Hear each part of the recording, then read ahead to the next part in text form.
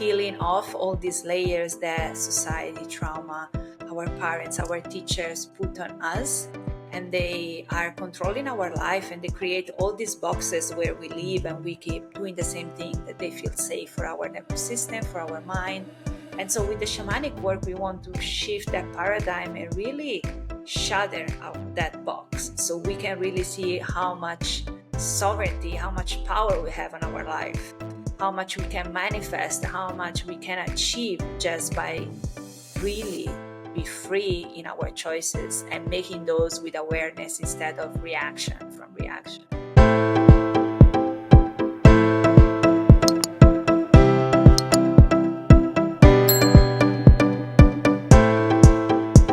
Today's guest is Minerva Ancillotti, a spiritual guide who supports conscious leaders, coaching, and creative in navigating life's turning points. Her journey began not with a plan, but with a collapse after her health, relationship, and sense of identity fell apart. She entered years of deep healing and shamanic initiations. What she discovered was the quite courageous path of becoming who you truly are. Minerva's work is rooted in truth, humility, and soul, helping others clear what no longer serves, reconnect with their intuition, and find the courage to live fully as themselves. Welcome, Minerva. Thank you, Anita, for having me. It's an honor to be here. It's such a pleasure. So, with that said, what is one of the most courageous things that you have done? So I think one of the most courageous things that I've done is becoming and being myself every day.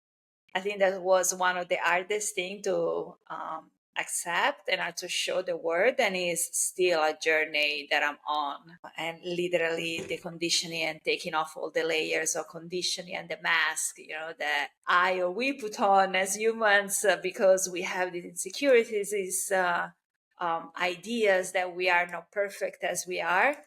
It took me a while to actually work on that and release those limitations that my mind was creating. Wow.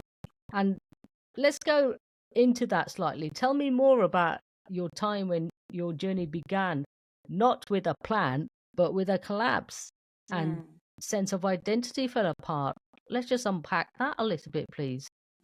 So I always say that my actual journey started when my outer life, right? The life that my ego created for myself, the life that I thought meant success in the society and in the world that we live in, start to fall apart. And my sense of identity and the fact that I attached so much of my worth to my work and the way that people was seeing me and what I was doing and bringing to the world really shattered my reality and left me feeling naked pretty much.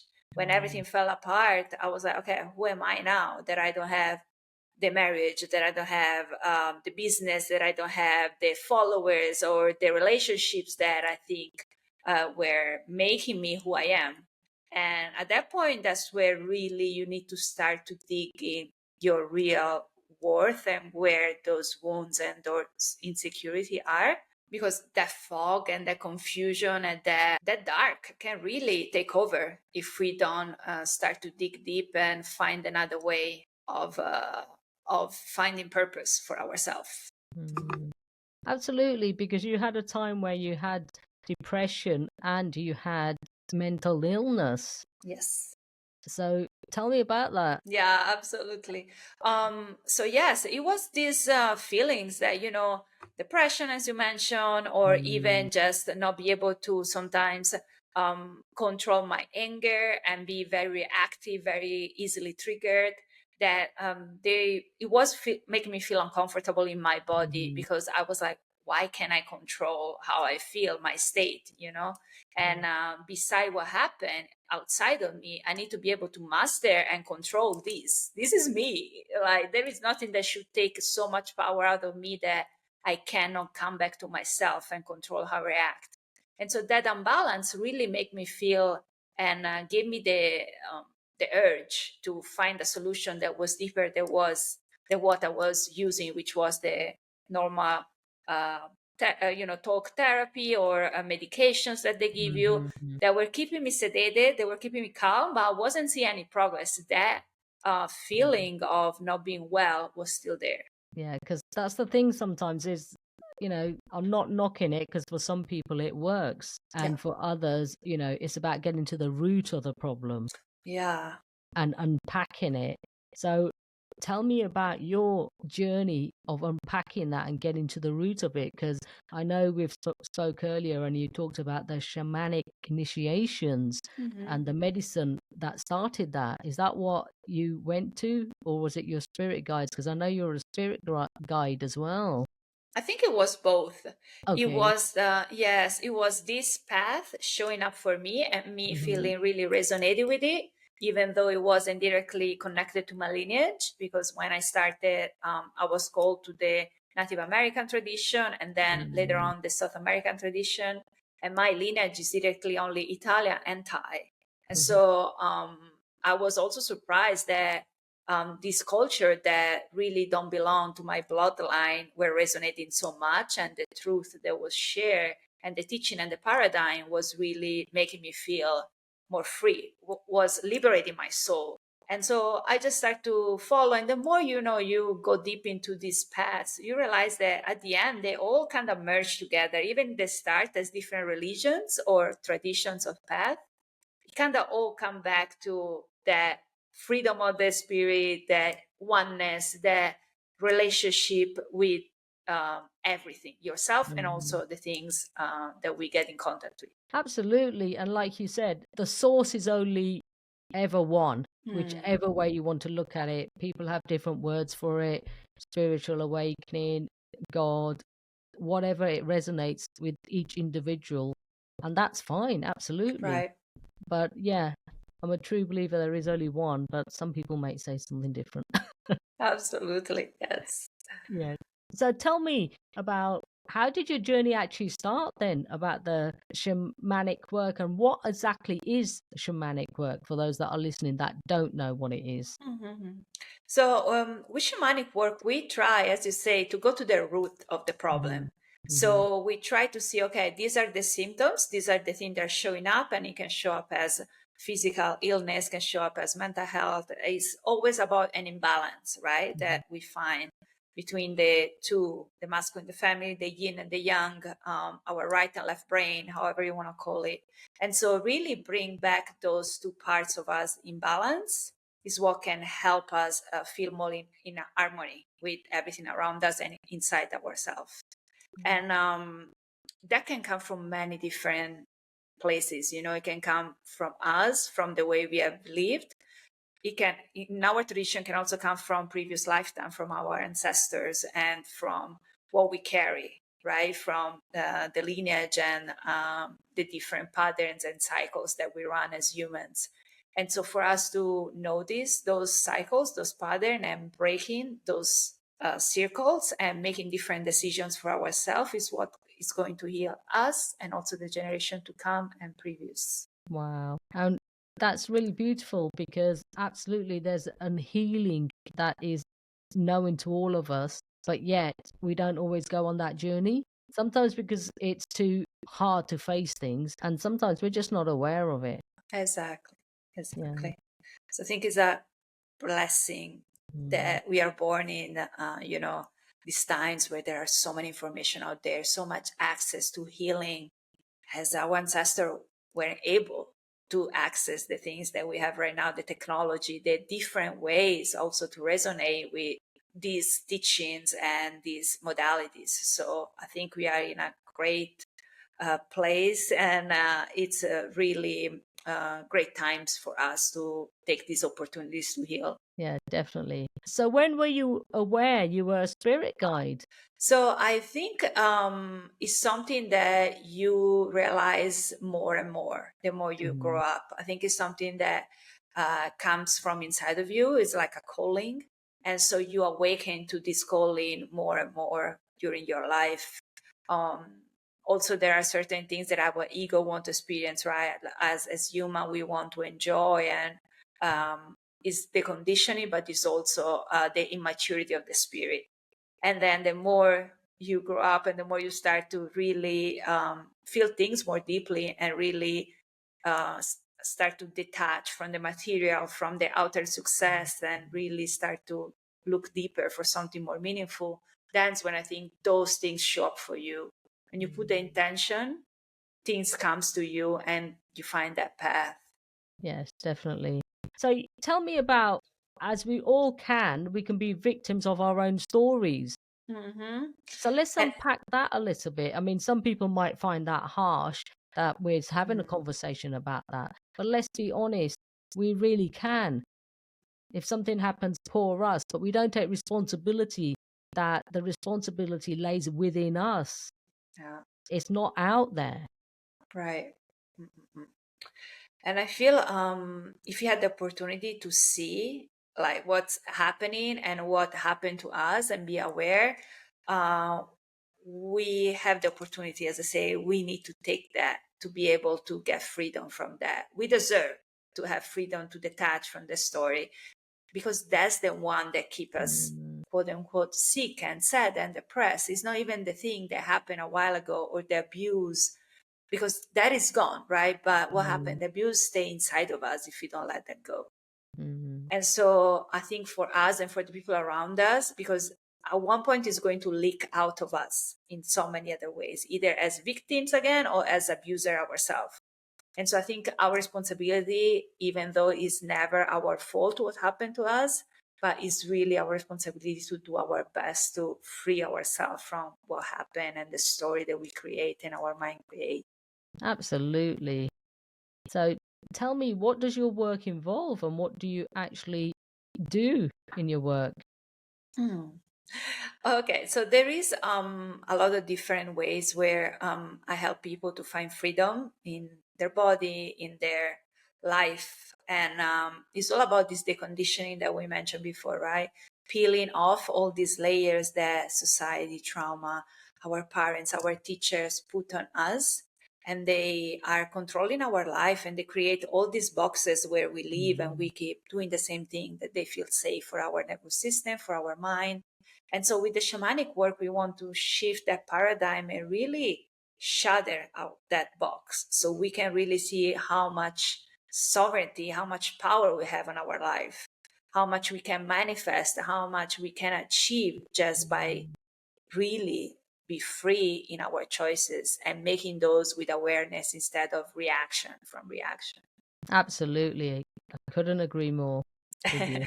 Yes. In the shamanic perspective, we also see everything as a mirror, right? So, Mm, especially when something triggers us, or our first reaction will be judgment or blaming on others, that's where we go inward and we see, okay, what aspect of myself is being shown to me right now? And what is trying to teach me. And so we try to see in the person that is making us angry or hating on us or doing unfair things to us, right?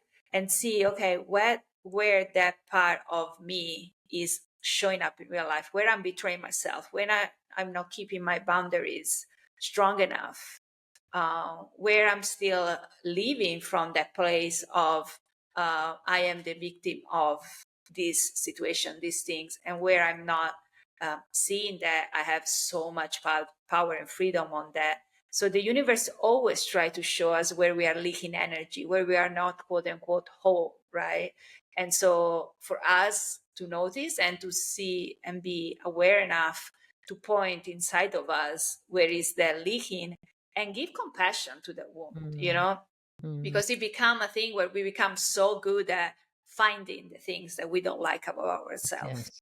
that also can lean into sickness itself. They too much healing, they consistently wanted to find what's wrong, what is needs to be healed, and not really coming from a place that is we are already perfect, we are already enough, and that everything we are doing just to expand and do more, but it's kind of like a bonus. Yes. That's where we really start from a place of abundance already instead of scarcity, right? Even in the healing space. And so from there, really seeing, okay, there is this thing that I'm doing, there is this way that I'm not reacting well to people, I'm not Mm, giving my best. Can I still love myself? first, right? It was hard for me. I'm doing it because of that. So can I give some compassion for myself? And then from there, this part can even last months, years for each wound, but it's the one that really brings us up, because we get so good at putting ourselves down with this. Okay, I know I do self-reflection, I'm a master of this, but can I elevate that? That's the part that sometimes is not used. It's not, we go in this shadow work and we stay in the shadow. We go in these dark places and we stay in the dark places. The point is the opposite, is I see, I witness it, I let you grieve, I let you come out, sadness, whatever it is, and then I bring it up, I transmute it, and then I make it my medicine for others. Absolutely. And I very much agree with that, because here's the thing, we have very little compassion sometimes for ourselves. And yet, if we talk to a friend, we're always say, yeah, but, never mind. We can be so compassionate to others. But sometimes we've got to learn to come back to ourselves, love ourselves, be compassionate with ourselves. And it does start from there. I absolutely echo everything you've just said. Absolutely. It's so true. And then from there, you can evolve, you can expand. It really is limitless. Yes, yes. And it's very hard to have compassion for others if we don't have it for ourselves. Absolutely. Yes. Mm-mm-mm. So, what is the one of the most important lessons you've learned so far over your life? To be patient, and to really sit with what is and be in acceptance and look and watch and listen before you act, and take things slow. Slowing down has been a biggie for me. In a world they ask you to always do more, go faster. You're never enough. You're never fast enough. There is always, a robot, a bot that is going to be faster than you right now. And so really come back to our center and don't let all these things pull us apart in all these different ways. And really remember that the the path, the soul is eternal, the path is infinite. We have all the time in the world, and so we really need to sit with what comes and give ourselves the time to really live and experience the things that we are here to experience, instead of trying to chase the next dopamine hit. Mm. Absolutely. It's so true. Absolutely. Because, we're in a life here now, everything's instant. Like you said, the next dopamine hit, everything's Yeah. instant. They want gratitude instant. Social media, people want to build things instantly. It doesn't work that way. Yeah. And if it does, you're very lucky then. Yes, but also, it's like, I feel like it's like a roller coaster. You go up very fast, but it's also easy to go down very fast, and then you have to rebuild and rebuild. Legacy, long lasting thing, I always notice to be the ones that move steady, slow pace. So I also feel there is a perception of how we move that really influence that. So how also we perceive time can be really influenced from how we live our life. Our relationship with time dictate all, and dictate how we receive the blessing and the things that want to come to us. Of course, if we always run and try to go fast and get the next thing, we also notice that we feel we never have time. So our relationship with time is really unbalanced. And Hmm. so the more we slow down and we sit and we welcome things and we see what comes and we enjoy, the more we also see that things start to flow by themselves. We don't have to do so much to get to certain places. But I understand that it requires a lot of faith and trust to surrender to the waiting and to the attracting, to the instead of the doing, right? Mhm. Absolutely. And what would you say as a first point for someone that's listening that wants to let go of something that no longer serves them? I know it's a journey ahead, but how can they start, or what's the first point they could start uncovering that? I think the first thing should be doing an audit of your life. So, how do I spend my next 24 hours? How do I spend my next week? And really write down and sit and notice. Where am I putting my energy? Am I doing things that lift me up, that bring me joy, they are expansive, they are in my genius, they make me feel in flow? Or am I filling my day with things that make me feel more sad, more tired, but because I think I need to do that, right? And then I don't want to say that it's going to be a place where you only do the things that you like, but try to at least move that ratio to a 70-30, to a 80-20, and really focus on the things that bring us forward and keep our spirit up. That I think is a very good point to see where you are leaking energy. Yeah, that's excellent. If there was one key takeaway you want every listener to walk away with today, what would that be? Acceptance. I think is a big place to start to be able to change anything. Seeing what it is and start to embrace that, I think is the first step towards liberation. Absolutely. I couldn't agree more with you. And it is, we don't accept certain things, of course. And then this is where I think we're in a blame culture as well. And even for myself, I do it. I'm no different to anyone else. Everybody, And we do. And it is accepting, okay, I had a part in that, where can I change things? And yeah, absolutely. So where can the listeners find you online? What's your website, Minerva? So you can find me in all major platform, Instagram, TikTok as Minerva Healing, or you can find my Linktree / Minerva Healing. You can find all my offer, all my information, and more about also my story. If you want to jump into my world, then please don't be a stranger. We'd love to learn more also about the people that listen to you, such a good soul. And thank you so much, Anita, for doing such a good service for everybody and spreading your wisdom and helping other people to get in touch also with other people that want to share the message. Oh, thank you so much.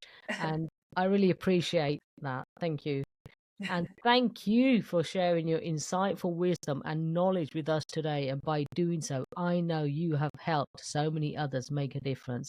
I really want to acknowledge you for that. Minerva Ancillotti. Thank you so much. My pleasure.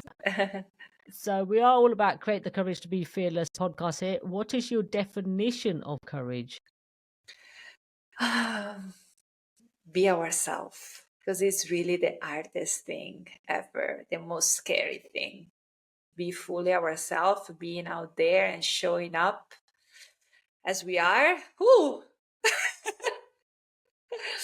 It's easier to put a mask on, I think.